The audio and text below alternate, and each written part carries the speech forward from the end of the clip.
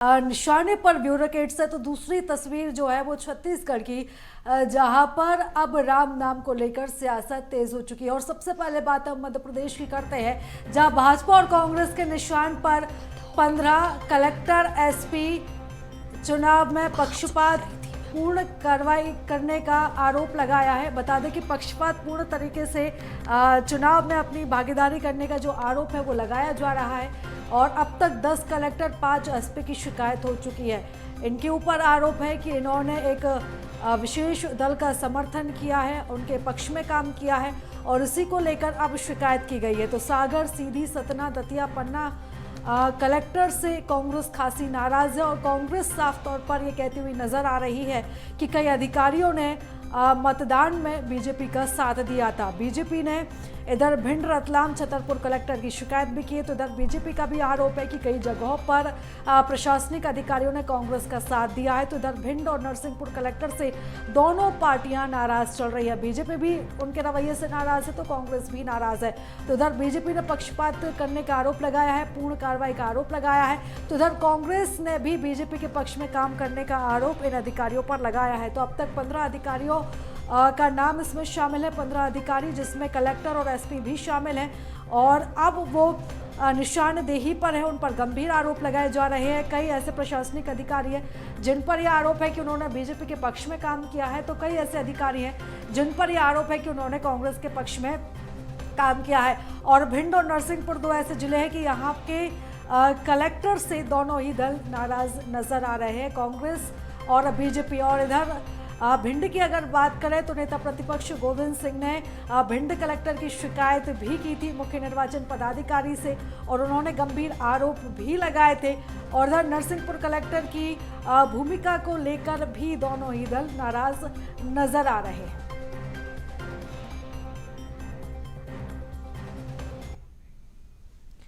तो आपको बता दें कि कर्मचारियों पर अब शिकायत को लेकर जहां बीजेपी और कांग्रेस दोनों ने अपने अपने तर्क दिए हैं और अब आपको सुनवाते हैं आखिर इस मसले पर बीजेपी और कांग्रेस के क्या कुछ बयान सामने आए हैं। देखिए, प्रशासनिक अधिकारियों कर्मचारियों को हमेशा न्यूट्रल होकर के अपने कर्तव्यों का निर्वहन करना चाहिए, लेकिन अगर उसमें कहीं से भी कोई गड़बड़ी की बात आती है तो निर्वाचन आयोग के पास हमारे द्वारा शिकायत की गई है। इसमें कोई कुंठा नहीं है, कोई व्यक्तिगत रार नहीं है अथवा कोई इस प्रकार का एजेंडा नहीं है। लेकिन कांग्रेस पार्टी ने जिस प्रकार से अधिकारियों कर्मचारियों को टारगेट किया है, उनको लगातार कटघरे में खड़ा किया है, यह स्वाभाविक तौर पर स्पष्ट करता है कि अपनी हार की कुंठा से कांग्रेस पार्टी ने कभी ईवीएम पर सवाल उठाए, कभी प्रशासनिक अधिकारियों को कटघरे में खड़ा किया और कभी स्वयं निर्वाचन आयोग की भूमिका पर ही सवाल लगा दिया। दिखाता है कि मध्य प्रदेश में कांग्रेस पार्टी पराजय की ओर बढ़ रही है। वहीं भारतीय जनता पार्टी ने हमेशा जहां पर भी शिकायत की है तथ्यवार तरीके से उसके आंकड़े प्रस्तुत किए हैं, उसके जो भी सबूत, साक्ष्य और सबूत हो सकते हैं उसको निर्वाचन आयोग के सामने रखा है और स्वाभाविक तौर पर निर्वाचन आयोग उस पर निष्पक्ष होकर के कार्रवाई करेगा। कांग्रेस कभी भी इस तरह से कहते ना एक अधिकारियों के कि भाजपा कांग्रेस के सब मान के हम कभी कार्रवाई नहीं करते। लेकिन हाँ, अभी हाल ही में आपको मालूम होगा एक बहुत बड़ा कांड हुआ है। हमारे वर्तमान विधायक नाती राजा जो राजनगर के विधायक हैं उनको जान से मारने की कोशिश की गई और उसी समय एक हमारा जो पार्षद सलमान खान साहब थे वो उनके ऊपर कई सारी गाड़ियां भाजपा के प्रत्याशी अरविंद पटेल ने चढ़ा दी। और ये अरविंद पटेल जो पिछले 5 साल से निरंतर छतरपुर में गुंडागर्दी कर छतरपुर को लूट रहे हैं और उनको पूरा संरक्षण है शिवराज सरकार का, बीडी शर्मा जी का, जिसके ऊपर पूरा विवाद है। वो जब इस बात को लेकर दिग्विजय सिंह जी खुद गए पूर्व मुख्यमंत्री थाने के सामने कि उसको गिरफ्तार कर कार्रवाई करिए, तो उनके साथ भी राजा साहब दिग्विजय सिंह जी के साथ भी दुर्व्यवहार किया गया।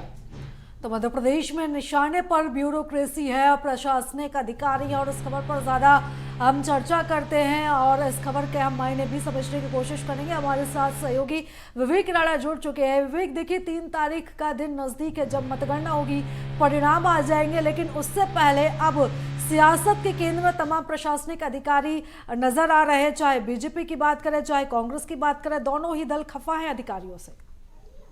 बिल्कुल, आपका 3 दिसंबर को चुनावी परिणाम आना है, मतगणना होनी है, मगर उसके पहले यदि बात की जाए कांग्रेस और बीजेपी दोनों राजनीतिक पार्टियों की, तो कहीं ना कहीं अधिकारियों की जो पूरी लिस्ट है वो बनाते हुए दिखाई दे रहा है। क्योंकि जिस प्रकार से मतदान हुआ है और मतदान के पहले भी और मतदान के बाद भी निर्वाचन आयोग को करीब 15 जो अधिकारी हैं उनके खिलाफ पक्षपातपूर्ण जो मतदान है वो नहीं हुआ है, जिसके विरोध को लेकर कांग्रेस और बीजेपी ने अधिकारी और कर्मचारियों की निर्वाचन आयोग को शिकायत की है। क्योंकि इसके पहले की यदि बात करें, जब आचार संहिता लगी थी, जब प्रचार का दौर खूब तेजी से चल रहा था, उस समय कमलनाथ ने साफ संकेत दिए थे कि जो फूल छाप कर्मचारी और जो अधिकारी हैं उनके खिलाफ सरकार यदि 2023 के चुनावी रण में कांग्रेस की बनती है तो ऐसे फूल छाप कर्मचारी और अधिकारियों के ऊपर कांग्रेस सरकार कार्रवाई करेगी, उनकी लिस्ट तैयार की जा रही है। इसी प्रकार बीजेपी पार्टी की यदि बात की जाए तो सत्ता पर अभी काबिज है और चुनावी परिणाम नहीं आए, मगर जिस प्रकार से ग्वालियर चंबल क्षेत्र की यदि बात करें तो करीब तमाम जो कलेक्टर हैं उनकी जिस प्रकार से शिकायत की गई है, इससे साफ हो गया कि बीजेपी पार्टी भी हाथ छाप यानी कांग्रेस समर्थक जो अधिकारी कर्मचारी हैं उनकी लिस्ट बनाने पर काम करते हुए दिखाई दे रहा है। अब देखने वाली बात है कि दोनों राजनीतिक पार्टी ने संकेत दे दिए हैं कि यदि किसी की भी पार्टी की सरकार आती तो ऐसे अधिकारी और कर्मचारी को बख्शा नहीं जाएगा। और वहीं अधिकारी और कर्मचारियों की यदि बात करें तो निर्वाचन आयोग में करीब 10 कलेक्टर और 5 एसपी के खिलाफ जो शिकायत है वो अभी तक हो चुकी है, जिसको लेकर लगातार निर्वाचन आयोग जांच भी कर रहा है। और कहीं ना कहीं चुनावी समय में जिस प्रकार से दबाव जो अधिकारी और कर्मचारियों पर बनाया जा रहा है, अब देखने वाली बात है कि 3 दिसंबर को मतगणना और मतगणना के बाद तस्वीर साफ हो जाएगी कि मध्य प्रदेश में किस राजनीतिक पार्टी सत्ता पे काबिज होती है। मगर बात की जाए अधिकारियों की, तो अधिकारियों को लेकर दोनों राजनीतिक पार्टी अपनी जो लिस्ट है वो बनाना शुरू कर दी है। जी बिल्कुल विवेक, और जांच होगी तो देखना होगा कि किस अधिकारी पर गाज गिरती है और किस पर नहीं। फिलहाल तमाम जानकारी के लिए, चर्चा के लिए धन्यवाद। बने रहिएगा हमारे साथ, हम और भी आगे आपसे चर्चा करेंगे। तो मध्य प्रदेश में विधानसभा चुनाव संपन्न होने के बाद राजनीतिक पार्टियों के पक्ष में काम करने कलेक्टर और एसपी सत्ताधारी बीजेपी और विपक्षी कांग्रेस के निशाने पर हैं। इनमें प्रदेश के 15 कलेक्टर और एसपी शामिल हैं जो पार्टियों के हिट लिस्ट में हैं। विधानसभा चुनाव में पक्षपातपूर्ण कार्रवाई करने के आरोप भी इन सभी पर लगे हैं। इनके खिलाफ चुनाव आयोग से शिकायत की गई और अब तक 10 कलेक्टर और 5 एसपी ऐसे हैं जिनके खिलाफ में शिकायत की जा चुकी है, जबकि 6 कलेक्टर और 4 एसपी के खिलाफ वोटिंग से पहले ही दोनों पार्टी चुनाव आयोग पहुंची थी और शिकायत दर्ज कराई थी। 7 अधिकारियों के खिलाफ वोटिंग के दिन या बाद में शिकायत की गई है। बीजेपी ने ज्यादातर मामलों में अधिकारियों पर पक्षपातपूर्ण कार्रवाई और धीमे मतदान कराने का आरोप लगाया है, तो वहीं कांग्रेस भी अब वोटिंग से पहले कई जिलों के कलेक्टर और एसपी पर भाजपा के पक्ष में काम करने का आरोप लगा चुकी है। प्रदेश के नरसिंहपुर, भिंड, रतलाम, छतरपुर कलेक्टर के खिलाफ भाजपा इलेक्शन कमीशन पहुंची, तो वहीं कांग्रेस सागर, सीधी, सतना, दतिया, भिंड, अशोकनगर और पन्ना कलेक्टर की शिकायत लेकर पहुंची है। भिंड और नरसिंहपुर ये 2 जिले ऐसे हैं जहां के कलेक्टरों से दोनों ही पार्टियां नाराज हैं। निवाड़ी, छतरपुर एसपी पर भाजपा ने गलत कार्रवाई के आरोप लगाए हैं, तो वहीं कांग्रेस ने मुरैना, दतिया, जबलपुर एसपी के खिलाफ में शिकायत की है। इनके अलावा 20 से ज्यादा राज्य प्रशासनिक अफसरों के खिलाफ भी शिकायतें की गई थी। अब ऐसे में उन पर भी कार्रवाई होगी।